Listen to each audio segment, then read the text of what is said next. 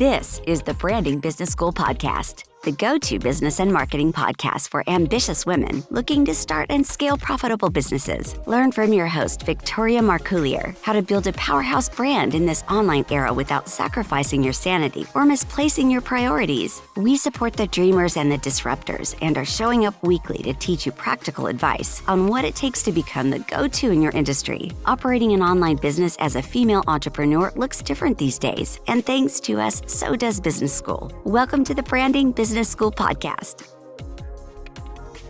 Everyone's leaning into their soft girl era on Instagram right now, but is it real or is it just what we're being shown? Can we actually be the Pilates princess who takes a midday walk, logs off at 3, and still runs a successful company? Because at the same time, we've got voices like Emma Grede who are saying, if you want something extraordinary, it is going to cost you. So which is it? Today, we are unpacking burnout, misalignment, and what's actually happening behind the scenes of multi-6 and 7-figure businesses. And I'm bringing on someone who has had a front row seat inside companies at all of those levels, my friend, Brooke Dumas. Brooke is a fractional COO, a strategic partner, and serial entrepreneur who has built and scaled multiple businesses. She works closely with founders navigating growth, complexity, and transition, and is known for bridging big picture vision with the systems and structures needed to support it.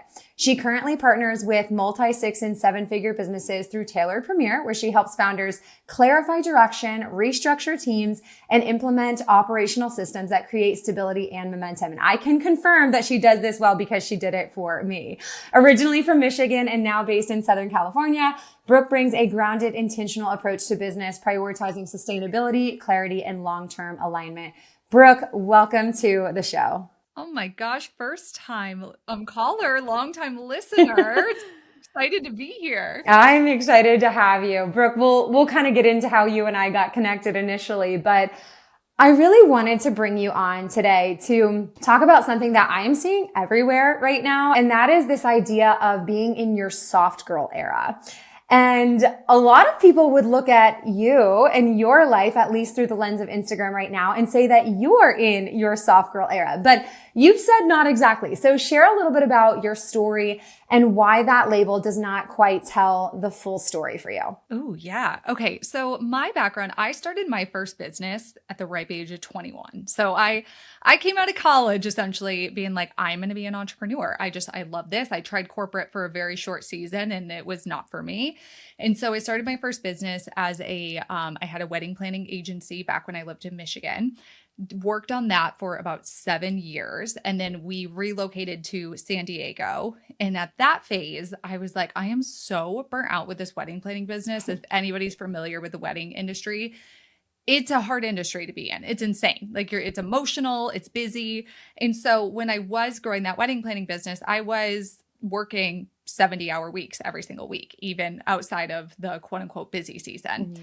So when we moved to San Diego, I was like, I want to do something different and started a international retreat planning agency. So I was partnering with like the yoga facilitators and meditation specialists, and essentially they would have the audience, they'd come to me and they'd say, I want to have a retreat in South Africa for 7 days and I want a cool experience, an amazing chef and a house and all that. And I would bring everything together, plan it for them, and even go on site and help to execute. Wow. Well, you can imagine traveling all around the world all the time also was exhausting and burnt me out. I was still running the wedding planning agency at this time. I wasn't actually working on weddings. I was just overseeing. So I ended up actually selling the wedding planning business. And at that phase, I was starting to feel really burnt out with a retreat planning agency. Mm-hmm. And I had this crazy opportunity land in my lap where one of my clients, who I was actually planning a retreat for, 3 weeks into us planning her retreat, she gave me a full-time job offer to be her number 2 at her company. And I was like, this is insane. I don't know how to run a business and do all this. And she was like, yes, you do. You've literally ran 2 businesses. Like, what do you mean? And so I took a leap of faith and went and worked for her as her full-time number 2. And it was a health and wellness brand. In that brand, we sold, I really learned at that phase of life, I really knew a lot about running my own businesses and obviously event planning, but I got to see the whole other side of the sales process. So in the time I was with her, we sold over $3 million worth of retreats. I got really involved in the marketing, developed, designed, and executed webinar funnels that generated millions in revenue. We put on a festival and created a nonprofit. We did a gazillion different things. So I really quickly learned this integrator role that I didn't even know existed, and learned I was really good at it, and it was fun. And even back in the day with all these, wedding planning and retreat planning agencies, I was never passionate about the event planning side of things, but I was always so passionate about business. So I worked for her for 2 years and then decided, okay, I think I'm ready to go off on my own. And at this phase of life, so timeline wise, I think at this phase, we're probably like 9 years, something around that.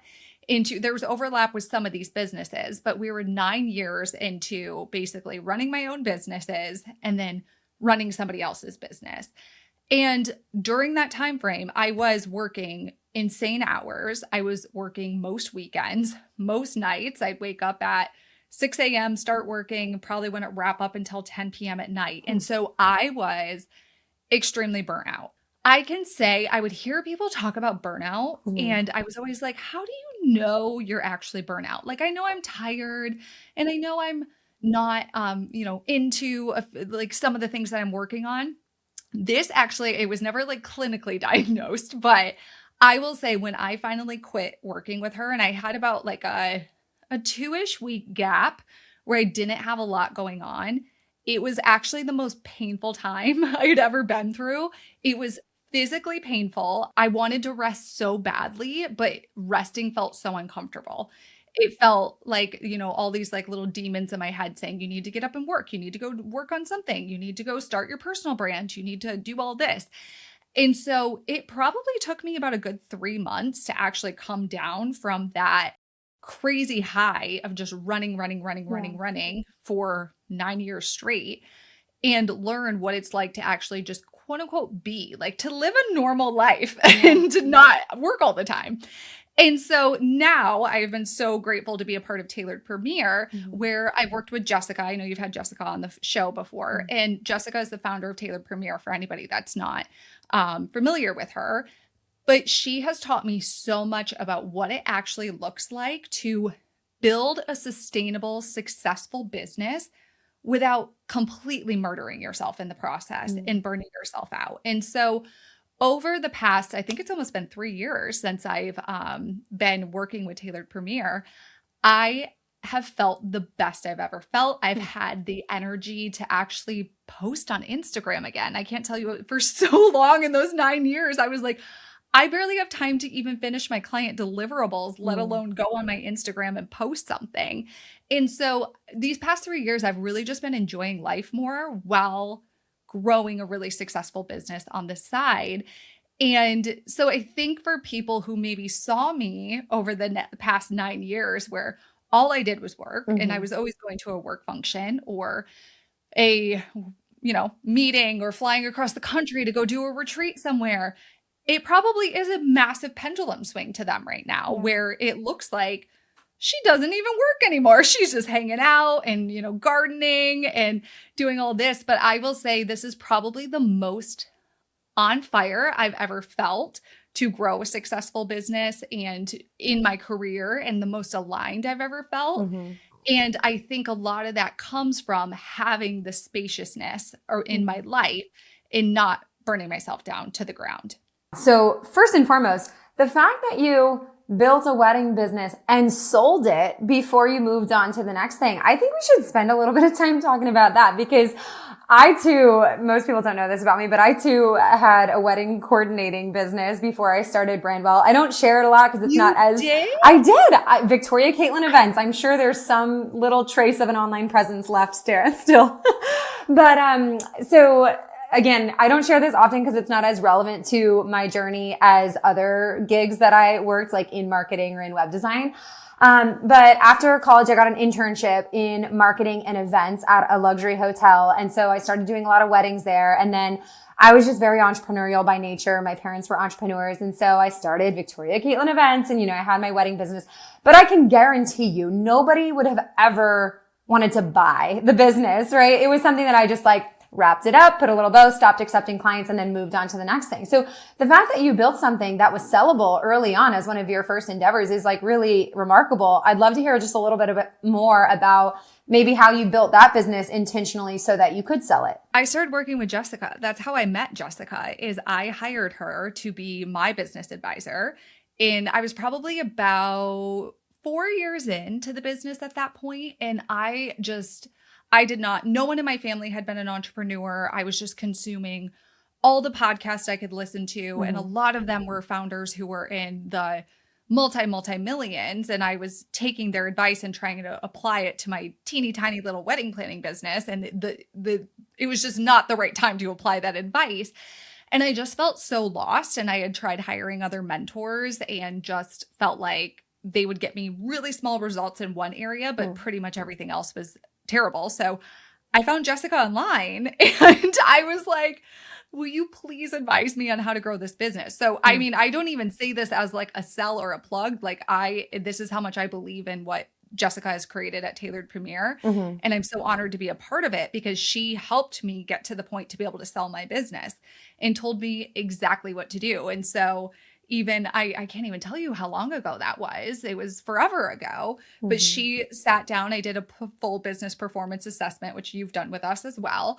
And she told me every area of my business that I needed to change. I needed to increase my pricing. I needed to change the way that I was compensating my team. I needed to change my marketing efforts. I needed to layer in referral incentives. There was just so many different things. And so I would have never been able to get to the point of acquisition without guidance, ever. Yeah, what a testament to the work that you do at Tailored Premier. I didn't even realize that was how you kind of came into Jessica's world. Yes. But honestly, this makes so much sense that you had a wedding planning business too, because it is a special skill set to do anything in the wedding industry, but especially any kind of coordination or planning. And this makes so much sense of how you've done such a phenomenal job of running your business because you kind of treat it like it's a wedding almost. It's all about experience, right? I think anytime you're in a high touch industry where your service is more boutique, experience is going to matter so much, right? And so I, even just working at it was a 4-star hotel, they were always trying to get that 5th star, but even working at a luxury hotel, we were trained on experience every single day. We had people from Forbes coming in and sitting us down and lecturing us on the client experience, the guest experience. The guest is always right, and I'm so grateful for my time at that hotel because it really has shaped the way that I view my clients and the experience that I want to give them. And sometimes it's hard. You have to swallow your pride and just say do it for the sake of the experience. But it has allowed me to build a strong brand because, your brand is all about how you make people feel. And a lot of that has to do with the experience that you give them. So yeah, I agree. I think working in weddings, working in events, anything where, it's people first, it's experience driven is going to help you when running a business, really no matter the industry that you're in, but particularly so for high ticket offers. Yeah. Oh my gosh. 100%. Could not agree more. Something that you also talked about was how you're coming into this new era, not quite the soft girl era, but that's what it's giving on Instagram, right? And so it's for people who maybe had followed you for the last 9 years and they've seen you hustling, they've seen you climbing corporate ladders and doing all these new business ventures, kind of work became your identity. So now as they're seeing these other things that maybe you've always done that you just didn't have time to publicly showcase it, it feels like this whiplash of sorts. Oh wow, she's really leaning into her soft girl era. I wonder if she even works anymore. It reminds me of a conversation that I just had with Dr. Brooke Dumas on my podcast a couple weeks ago, but we were talking about identity and we were talking about, she's a psychiatrist, but we were talking about how founders often, their entire identity becomes being a founder. It becomes their business. And that actually makes it a lot harder than because you need to have multiple pieces of your identity to feel true fulfillment. Because if anything shakes, like if anything rocks that identity. So let's say it's a founder and you have a bad month or gosh, a bad year. Well, now if that's your whole identity wrapped up into being a founder, now you're just a failure, right? Whereas, for me, something that's been really wonderful, first and foremost, I believe my identity is rooted in Christ, but like becoming a mom, having my husband and my children and, having hobbies, even dare I say, I've gotten into like high rocks training. Brandwell, I will say over the years has become less and less my identity. It's something that I do and I love it and I'm really passionate about it. But I would say like most people that follow my personal account, which I intentionally keep private, they don't see a lot of Brandwell because there's so many other parts of my identity that really keep me feeling so fulfilled. And so I think that's kind of even what you're getting at here is like, you've always loved working. You still love working. You mentioned you still have so much fire under you and you have a lot of momentum towards this next business venture that you're currently working on. But you just have other parts of your life that you're trying to be present for in addition to running your business. Your entire identity is not in owning a business. Yes, 100%. And I will say, like, I do not regret those 9 years of hustling because I feel like it really set me up to this place where it's given me optionality in my life and it's allowed me to make decisions and freedom. And, I'm not in a position where I'm struggling to figure out what the next thing is. Like I have so much clarity. And so even if I could go back and redo it, I probably wouldn't because it really got me to an amazing point in my life. And that's where I think it cracks me up that we always feel like we have to put labels on things. Like I'm in my hustle era or my soft girl era or whatever the case is. But I do think that there is this, we had this whole conversation back in 2018 about like hustle and like, you got to do this and you got to show up every day and you got to work out and you got to do all this. And then the pendulum swung so hard to everybody's talking about soft girl era now and how you have to have boundaries and be done with work at 4 o'clock and never respond to a Slack after hours. And it's just like, I just think that we have to adapt however life feels to us in that moment. And so I'm grateful I did the hustle. And I also know that there are going to be seasons of hustle that come up here in the future because it's the nature of running a business. It's how it goes. You can hustle for a long time and then you have a season where you're able to pull back a little bit, enjoy the fruits of your labor, and then the next phase of growth happens and you're going to have to jump back in and hustle. And it might not always mean that you're working 70-hour weeks, but it could mean that you're increasing your hours by 10 hours a week or whatever the case is, or you're not able to take as many vacations that year. And so I think where I'm seeing so many founders kind of go the wrong direction right now is they hear all this conversation about, oh, I need to be in my soft girl, or I've hustled for so long, I really, really need to pull back. And it's like they almost pull back too aggressively and set the boundaries too fiercely. And then all of a sudden they're like, well, why isn't my business growing? And why are sales decreasing? And why is my team not acting the way they should? And so I just think that it's kind of, taking a little bit of the good from both those things and figuring out how it works for you and your business at this time. And I do agree with you of not making your entire business your personality and your identity. Yeah. I'm so glad that you brought up this idea of like soft girl era as a response to hustle culture, because I do think that's why it's so prevalent on Instagram. We went from the girl boss era to the soft girl era, right? And I also think why this is such a relevant conversation and maybe why this topic has become so big and so trendy, is because we're watching it play out with people that we have followed for years. Like take Jenna Kutcher, for instance. We've all followed Jenna's evolution of buying the Craigslist camera, building her photography business, launching the podcast, and then having this like multi-million-dollar empire, really. And so, I think it's fascinating because now we're seeing Jenna pull back a little bit. We watched her shut down the podcast recently, which was apparently still bringing in 7 figures in revenue, so interesting decision there. And based on what she has shared, she's doing it as a way to just be more present in her life and show up for things that excite her more, which I would say is kind of in alignment with this soft girl era, actually living your life, being present for your life.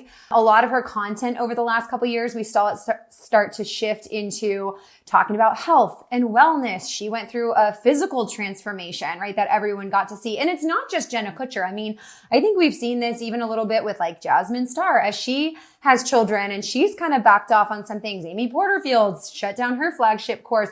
We're seeing it with a lot of these people who for years have taught us everything we know about running a business. And so I'm curious, from your perspective, what do you think is causing some of these big leaders in the online space to scale back and pull back? Do you think it's just a response to being a little bit burnt out? I think it's a lot of things, to be honest with you. So yes, number one, I do think it is due to them being burnt out. I would argue that I think especially for these personal brands in the entrepreneurial space, again, they followed the trends of the industry. So there was a lot of conversation about, I shut down at 4 p.m. every single day and I, don't respond to emails in the evening. I used to do that, but I don't. And now I only work, 15-hour weeks and now I only do this. And I just don't think that that's actually accurate. And we have to remember, they're all marketing. They're trying to market to us in different things. And I don't know, Jenna Kutcher personally, so I'm not saying this is her, but I do think that there wasn't a whole lot of honesty about how much people actually were working. And so I do think that there is a little bit of that they actually were working more than they led on to, and they were feeling the burnout. Now, the other thing I think that we're starting to see, and this is kind of goes hand in hand with point number one, is that if you're running a personal brand or if you are the face of your brand, it is very, very difficult to pull off and take a break from the company. And so if the deliverables are dependent on you, if the content is dependent on you, it's very difficult to be able to pull off. And so this is what we see a lot of founders that come to us and ask for advice is that, they're feeling really burnt out. They feel like they can't take a day off because they always have to show up on Instagram and they have to show up on the podcast and they have to do webinars and they have to do all of this or else there's no revenue in the business. And so a large part of that is because they are the face of the brand. Right. And yes, you can set up things where, you batch in advance and this and that. But I do think a lot of these, big names in this entrepreneurial space basically got to the point of burnout because they couldn't pull away from the business because the business was so heavily dependent on them. And that business model is really hard to go to acquisition with in the future. So they kind of hit this spot where they're like, I can't necessarily sell this business and I can't pull away. So it looks like my option is to close it. So I think it's layered, but I think a lot of it has to do with burnout. Yes. And something worth noting is like, the women aren't just consuming this content. People who follow Jenna, people who follow Amy, or many of the other people who have kind of leaned into their soft girl era and content, like we're not just consuming that content. Like that drives our desire, right? I think there's a lot of girls starting businesses in their infancy that are following people now like Jenna and saying like, oh, this is the kind of business I want to build, right? But like, is that grounded in reality, or are all of these like hustlers turned soft girls promoting something as a starting point when in reality, like they worked for 10 years to earn their soft girl era?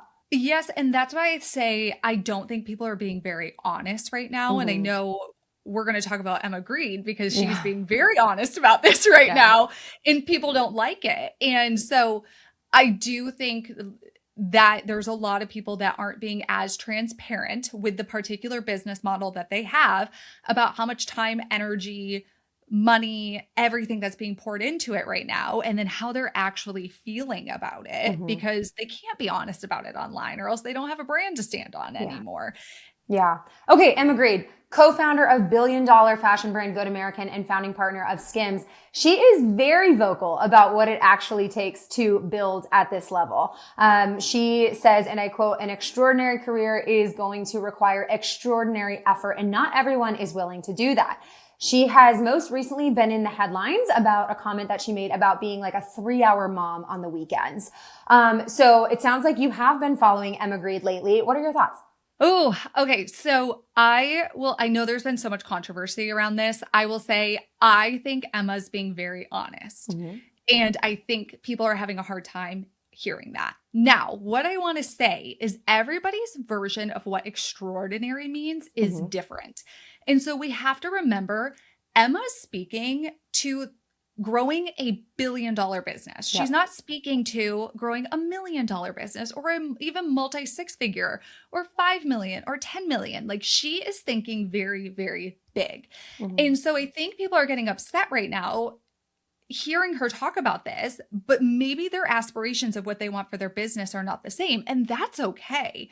And so I will say, as much as I love business and I love growing businesses, I do not want to grow a multi-billion-dollar business. That sounds exhausting. You have to show up every single day. You have to work a lot. And it's just the nature of the beast, unless you're going to be at it for, 50 years. If you're doing it quickly to the scale that Emma's been doing it, it is going to require a lot from you. And it's probably not going to allow you to have as much time with your kids and your family and to go on vacations and actually be able to unplug. And so I think where everybody needs to come back to is like, what do you want for your life? Starting there, what do you actually want for your life? Do you want to be able to go pick up your kids from school every single day? Do you want to be able to take an unplugged vacation? Do you want to be able to take an entire summer off? Do you want to sell and sip margaritas on the beach? Like a lot of podcasts will promote. Like, what is it that you actually want from your life?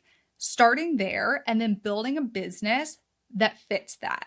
And so I have this conversation almost every day, especially with multi 6-figure founders that are like, I really want to grow $1 million business. I want to get to 7 figures. I want to get there. And my question is always why? Why do you want to get there? You guys ask me that question. Exactly. Like, because so often we've just been told from listening to the podcast and the person we follow on Instagram saying, here's how you grow a 7-figure business. And so we think that we might want that. But actually, I would argue that I think the quality of life of so many founders that I talk to that own multi 6-figure businesses or even 7-figure businesses, they have an amazing quality of life compared to someone like Emma Grede, who is working 1 million hours a day and not having as much time with her family, but that's okay because that's what Emma chose and that's what feels good to her. So I think we just have to come back to like, what is your why? Why do you even want to start this business? Yeah. And I'm glad we're having this conversation though, because this is so important for women to understand that like you have to define your priorities before you scale.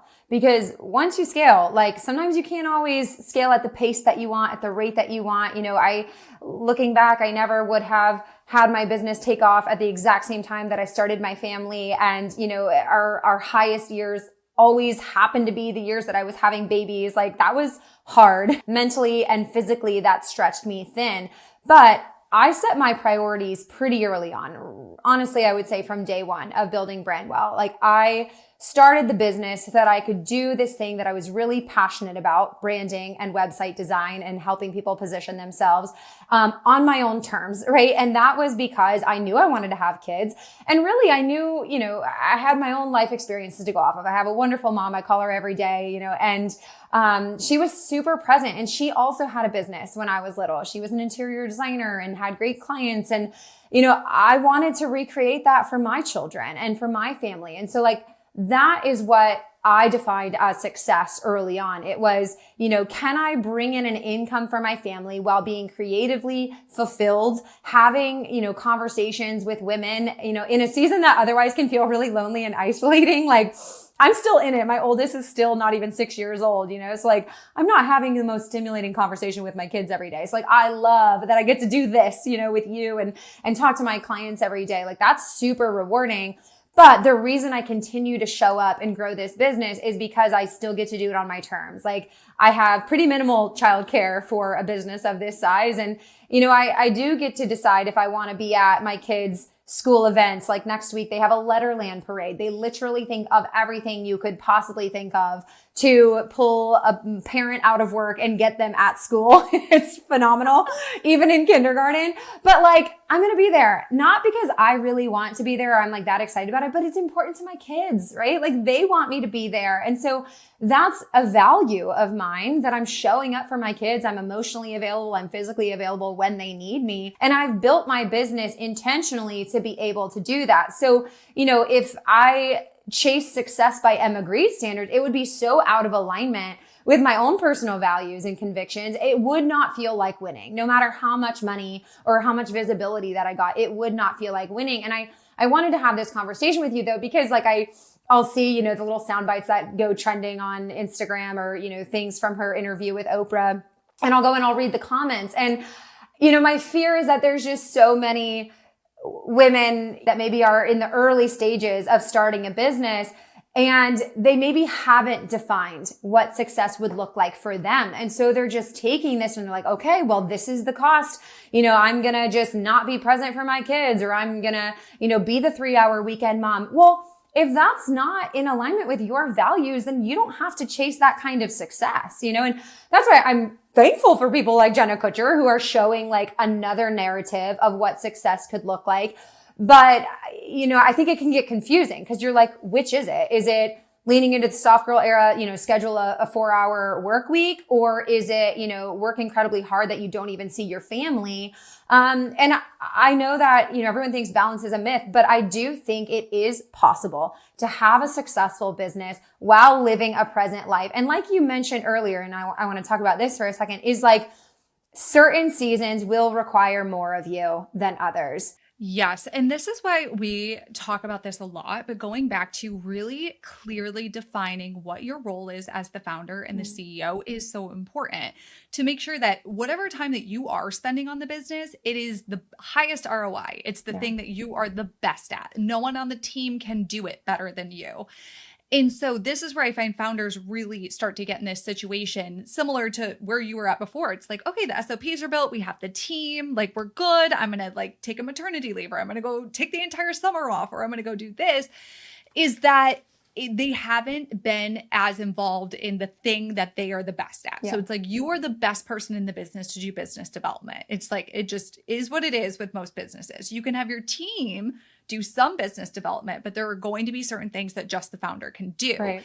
And so this is where we find like when founders kind of step more into that soft girl, if you will, is that they're not as focused on what those high ROI things that they should be working on, which again, typically are going to be business development, market research, looking at strategy, the next growth phase of the business. Who do we need to add to the team? Those types of things. And they're typically working on things that probably they shouldn't.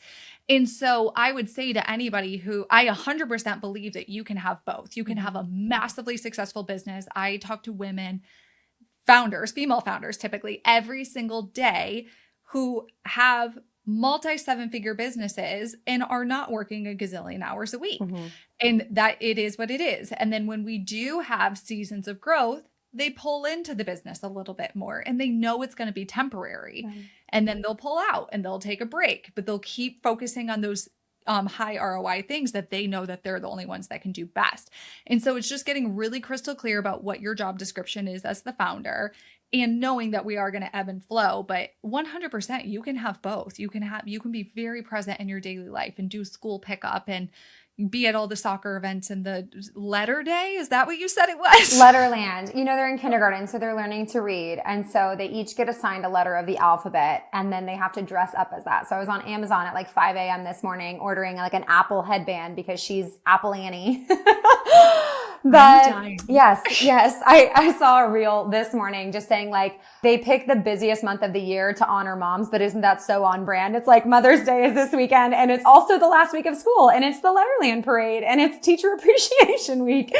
So yeah, Brandwell is on pause until further notice. There comes a point in business where your offer being really good is expected. Like that is not a differentiator anymore. If your offer has competition, branding becomes the deciding factor. And branding is all about shaping perception. When somebody lands on your website, their brain is deciding in a matter of seconds whether or not they trust you, whether or not they feel like this is for them, and whether or not they think it's worth the price point. Your brand and website are going to answer those questions long before you ever get the chance to. And at Brandwell Designs, we make sure that your brand is answering those questions correctly and priming your audience for the sale.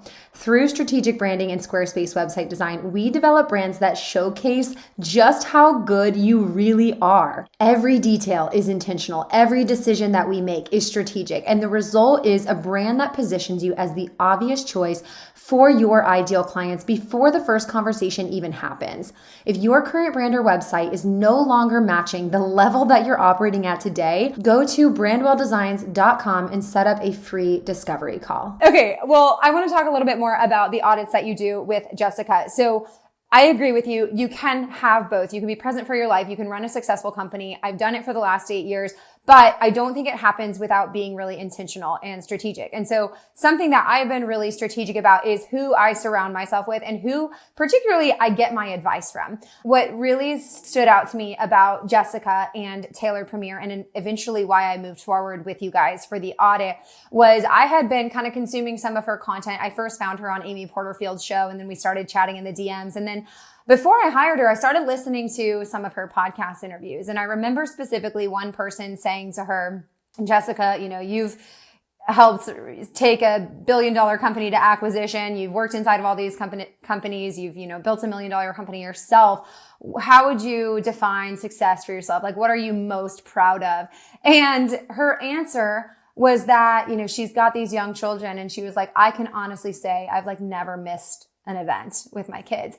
And that to me, that's what I want my answer to be too. I was like, I would define success in this season as yes, doing all the things, having a great business that drives impact for my clients. But more importantly, it's that, I was present in the season where my kids need me the most. I heard it said the other day by one of my friends. She was like, my kids are the only thing I'm taking to eternity with me. And I was like, oh, that really stuck with me, right? That all of this stuff is going to wither and fade at the end of our lives. And so I just know when I'm on my deathbed, I'm not going to look back and be like, I wish I would have worked a little bit harder and made a few more million. I'm going to be like, are my kids next to me?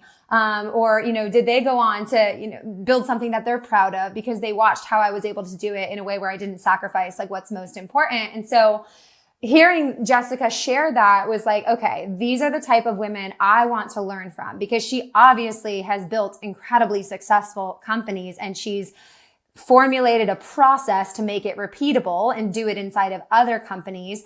And it wasn't at the expense though of what Emma Grede is saying, right? I would never hire Emma Grede as my coach, even if the opportunity presented itself, because I don't define success the same way. So tell me a little bit about the audits that you and Jessica perform, what you're looking for when you go into a business, and how you help people build businesses that are less founder dependent. Oh, yes. And before I get there, I do want to say, I love that you talk about and you're very open so freely about how you run your business. And also your biggest priority is being there for your kids. And Jessica has been an amazing example for this as well, because we do not have kids yet. That's definitely in our next phase that we're looking to in the near future.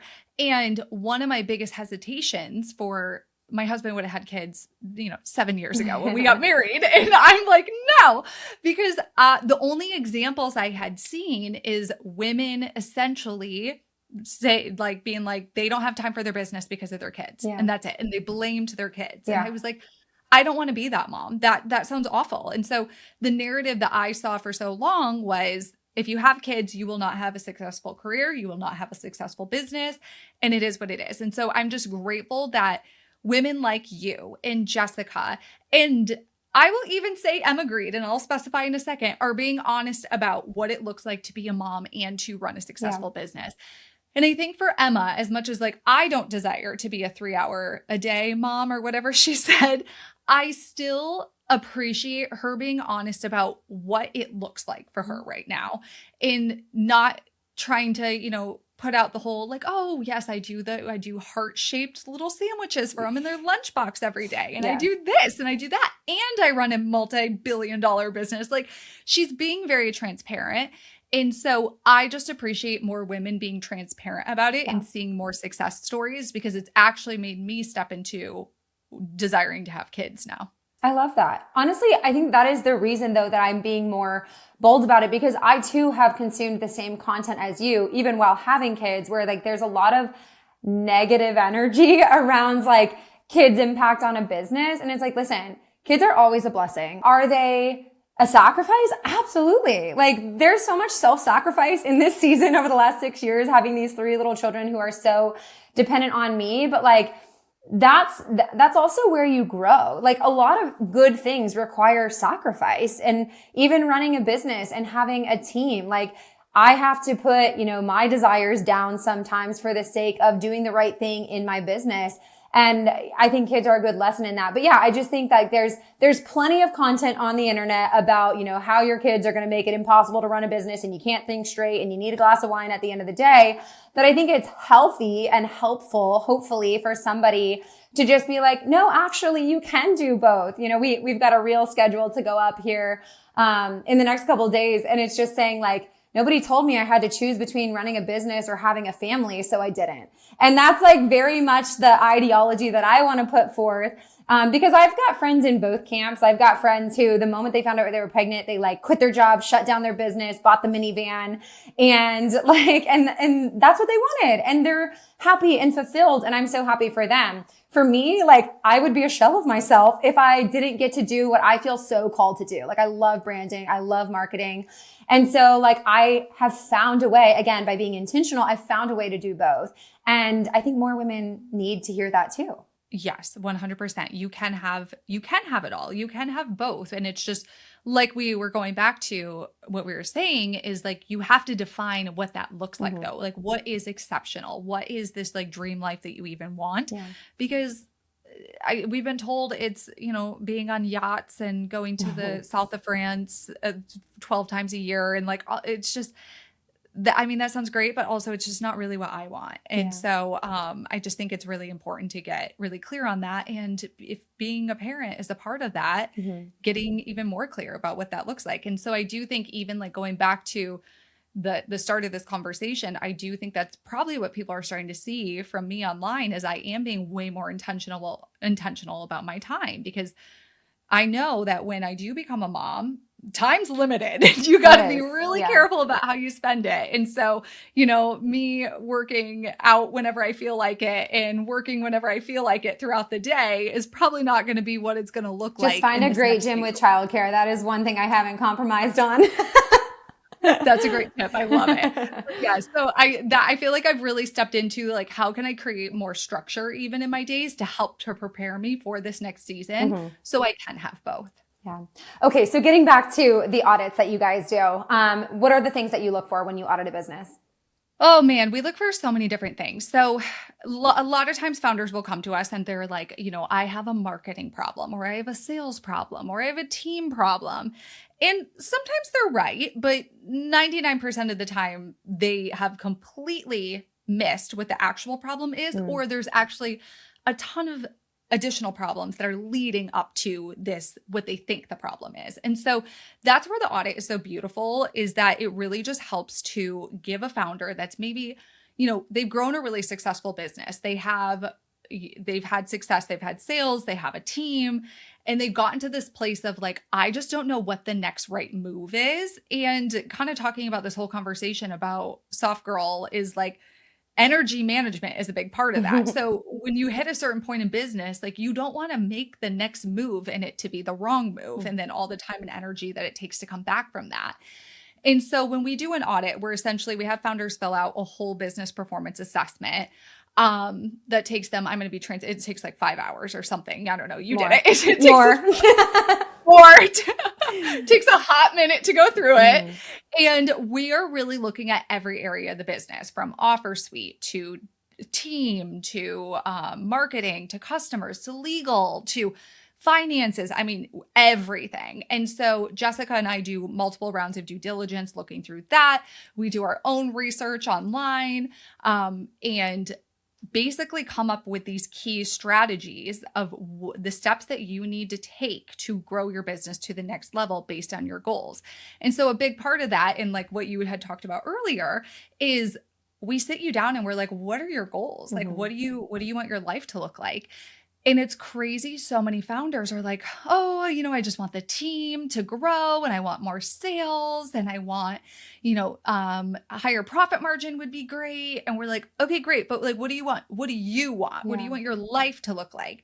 And so many founders aren't even able to say that. And we have to prompt them. We're like, how many hours do you want to work? Do you want to go on vacation every year? Do you want to have kids? And so It's going back to the root of building a business that fits the lifestyle that you want to achieve. And so for some people, that's like, I want to go to acquisition within 5 years. For some people, that's like, I am ready to pour all into this business and give it my all. Give me everything. And so we look at every area, we put together our strategic recommendations and then key initiatives to focus on to get you to that next place. Yeah. And I can attest to this. I remember getting on that initial like audit call before you presented the findings.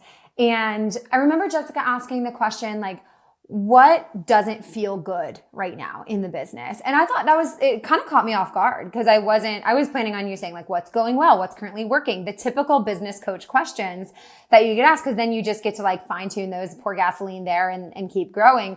But as Jessica shared, and now I share this as often as I can, it's like when your business grows, everything inside of it gets amplified, the good, bad, and the ugly. And so we want to make sure while you're still relatively small, that we are minimizing the bad or the things that just don't feel in alignment for, what you want out of this company and being a founder before we start scaling. Because if you don't do that, you end up either, working a job that you now resent or, working maybe with clients that you never really saw yourself working with.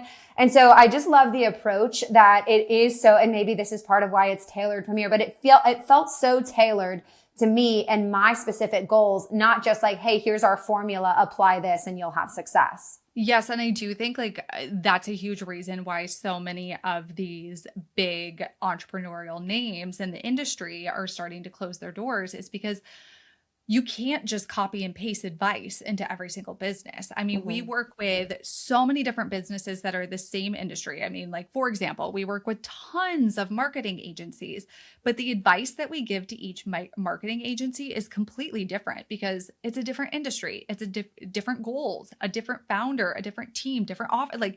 So you can't just copy and paste advice. And that would be like my cautionary tale. If I can leave you with anything is that as you're listening to podcasts and reading books and like maybe you do work with a business advisor or a coach, is be really, really discerning about the advice that you're getting and how does that actually apply to where you want to go in your life. So going back to like the soft girl era kind of being in response to burnout, because I think at the end of the day, it's because we all are feeling burnt out. And I also think this is why it's so trendy, because even if you are currently in like the rat race, you're on the hamster wheel growing your business. Like you don't want to consume content of other people that are also super stressed out, right? You want to consume aspirational content of like, oh, like I want it to be like this. That's why it's working, right? It's a marketing hack. Yeah. But specifically, how do you guys at Tailored Premier, how do you guys come in? I know you did this with me, but like, how do you help founders maybe identify some triggers that could lead to burnout and keep them in the game longer? Because again, something that was enticing to me about working with y'all is I remember hearing Jessica say, we come in and help you build a business to sell so that you don't have to sell. So it's like a lot of people get to the point where they're just so burnt out in their business, they just want to go to acquisition so they don't have to run the business anymore. But when they work with Tailored Premier and they, have this audit and they fix certain things, now it's like, this is just a vehicle of wealth. I'm enjoying this. Why would I sell when this is really working with my life? So how do you guys do that? Yeah. I mean, and to go back to what you're saying, it creates optionality. Like whether your goal is actually to go to acquisition or not, at least you have the option. You can truly be like, I'm going to be the CEO and sit back, or maybe I'm the president and I appoint a CEO. And it gives you that option to do that versus, yes, getting to that point where you're like, I have to be done with this business. So a lot of what we're looking for is, I mean, it's so many different areas, but team structure is a really big one. So we're looking at who do you have on the team? What is their job description? What are their strengths? What are their weaknesses? Is it the right team that's going to be able to take you to the next level? That's what we find is like, maybe titles have been appointed early on or maybe it's just a team of contractors and like we actually don't have any W-2 employees on the team. And so we're not able to get as much out of the team as we're hoping for. So I would say that is a very big one, but also, I mean, it goes into so many other areas of like, Are your offers set up that it doesn't require a lot of you or even the team's time and energy to deliver said offers? Is your marketing dependent on you? Are you the face of the brand?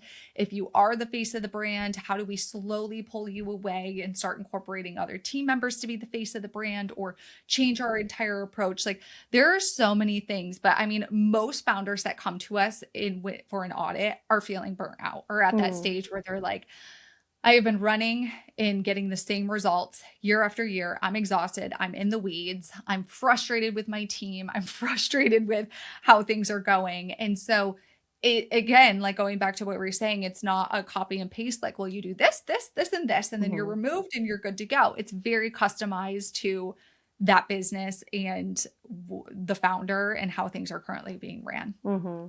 I heard my friend Promise from Go Live HQ. She's the founder of Go Live. I heard her say this once about burnout, and it has stuck with me forever. But she said, like, burnout is not necessarily a feeling from working too hard. It's a feeling that you get from not winning for too long. And I think that's the difference, right? Like when the work is aligned, we're happy to work hard. Like that's why I think so many people in the early days of launching a business, like they don't care that they're working 70, 80 hours a week because they're so passionate. But then when we get too far detached from maybe like the why of why we started the business, or, you know, maybe we don't even recognize the business that we now have built, even the wins stop feeling like wins. And that's when people want to walk away. Is that what you see, you know, what happens when people grow a business that's no longer aligned with their values? 100%. And I can't tell you how many founders that we talk to that have had big acquisitions in their business and they get on the other end and they're like, I don't feel like I've arrived. I don't feel accomplished. Like I don't want to celebrate.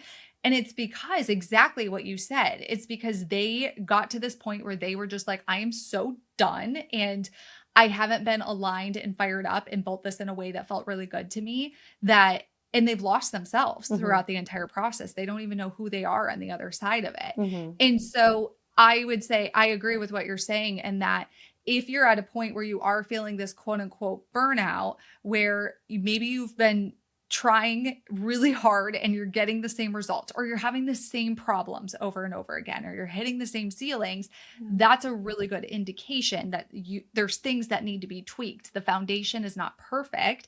And I do agree that the founders that I know that are the most aligned and excited, it's not necessarily that they're working 4 hours a week. I mean, some of them are working crazy hours, but they just know that every hour that they are working is actually moving the needle forward versus keeping it where it's at. Okay, as we get close to wrapping up here, I saw you post about how you kind of protect your mental energy, your mental space. The other day, you were talking about Asana, which was also something that you guys shared with me in the audit. Tell us a little bit. Give us some practical life hacks that we can do to better compartmentalize work and business so we can actually be present in our life when we're living in the moment instead of just always thinking about business. Oh, yes. This is like one of my favorite topics in the entire world. So nothing lives in your head. Like this is the biggest thing that where I see everybody mess up, whether it's founders or team or you name it. Nothing lives in your head. And so I know that if one of my core values, I like to be really responsive to my clients throughout the day. I just think like, you know, getting a quick response is great. However, I'm working throughout the day on big projects and I work inside a lot of different businesses. And so even though I might be listening to a Voxer from a client asking me a question or asking me if I can, you know, give them this updated job description for X, Y, and Z, it might not be the right time for me to do it. And so instead, I'm going into Asana and I'm popping in a task to do it later that day. I think we're so many founders, especially as women, the mental load is real. It is real, especially you moms out there. I don't know how you do it. And so we have to keep thinking about like, how do I reduce my mental load as much as possible? So that's my goal all day long. I'm like, nothing's living in my head. I'm not constantly thinking, do I need to follow up with this client? Or do I need to send that invoice? Or do I, like, it's all automated. It's all in Asana. And even at 11 o'clock at night, as we all do, I'm like, oh my gosh, I need to do X, Y, and Z tomorrow. I send myself an email and I say, I do hey, that do X, too. Y, and Z. Yeah, it's the best. Yeah. And so this is a big conversation. I spend a lot of time really working with that founder and number two relationship. And a lot of the founders that we work with, I work directly with their number two and coaching them up.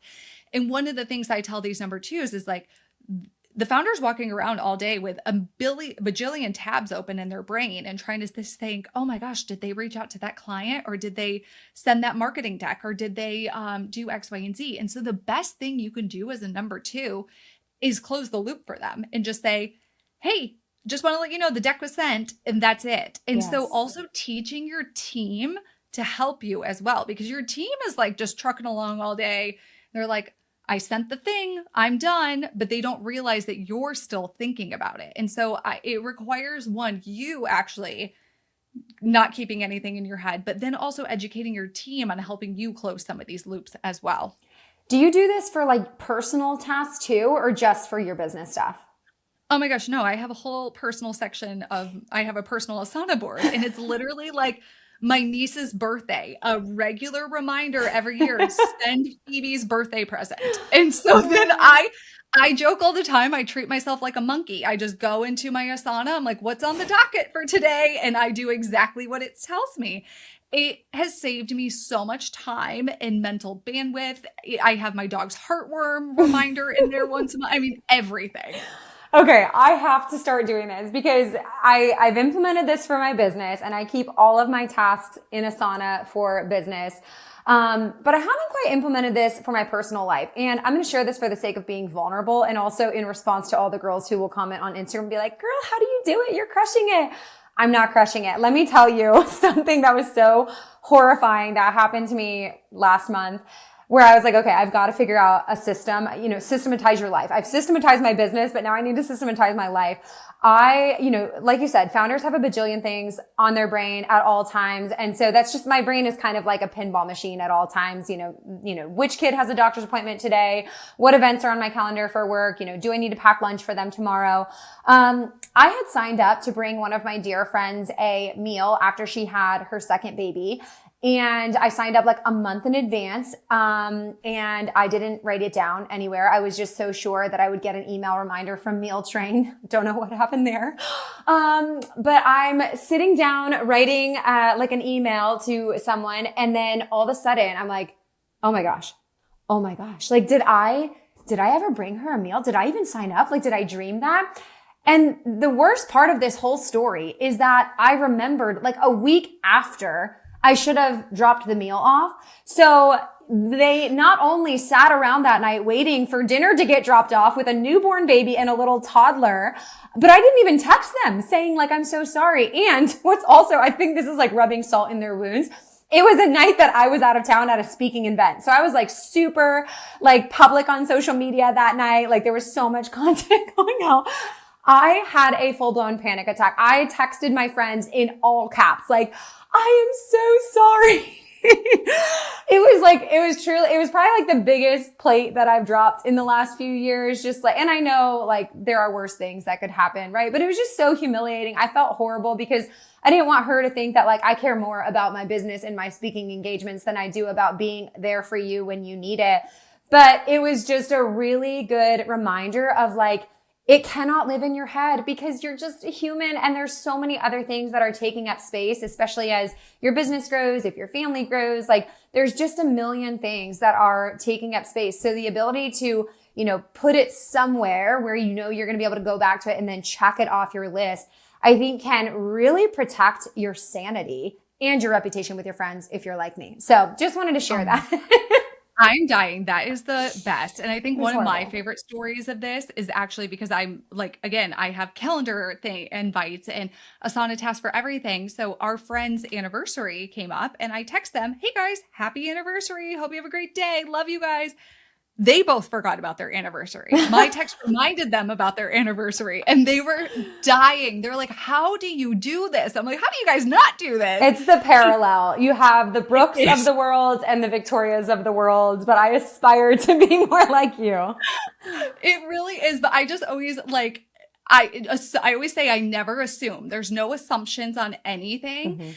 And so I'm never going to assume I'm going to remember something because chances are I'm not. And so I just think like treat it the same way in your life and your business. Is like, we're going to assume I'm going to be brain dead that day. And so what would I do if I was brain dead? Like, how would I set this up so that someone can know what to do on every detail of the day? I love that. I love that. Okay. So Brooke, as you kind of zoom out, as you're looking at the next decade of your life now and not just your business, what are you optimizing for now? And then what are you no longer willing to sacrifice in order to get what you want?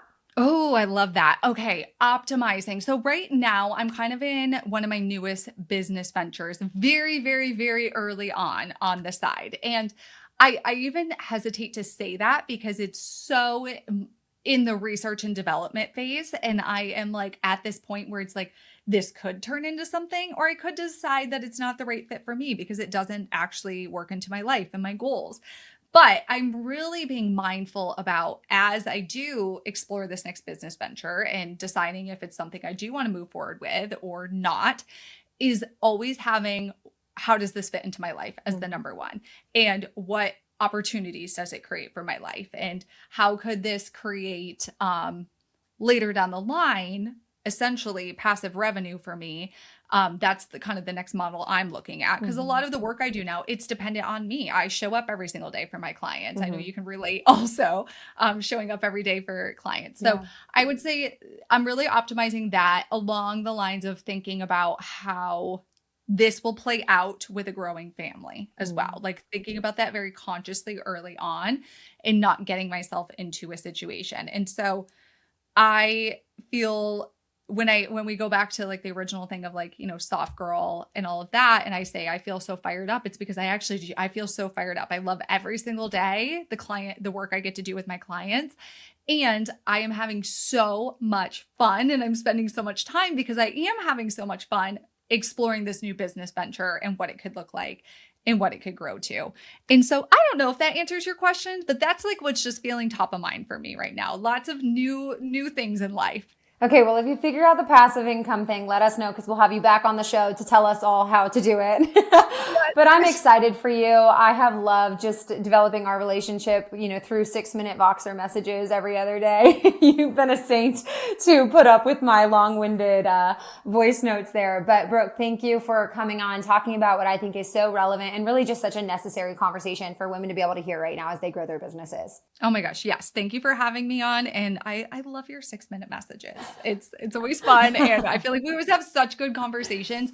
And I will say too, we love working with Victoria because Victoria really takes the advice that we give and runs with it. And it's just so fun to see that and to see how much you've even had growth in your business and a mindset shift around everything. And like, it's been so fun for us. We almost feel like parents. Look at her go. I know. I'm like, look, Mom, we did it. Exactly. Thanks for tuning in to the Branding Business School podcast. If you're looking to take your business to the next level, subscribe to the podcast, and we'll continue to cheer you on week after week by giving you practical advice on how to build your brand. For show notes or to learn more about what we covered in today's episode, head to thebrandingbusinessschool.com/podcast. And remember, you don't need an MBA to be the CEO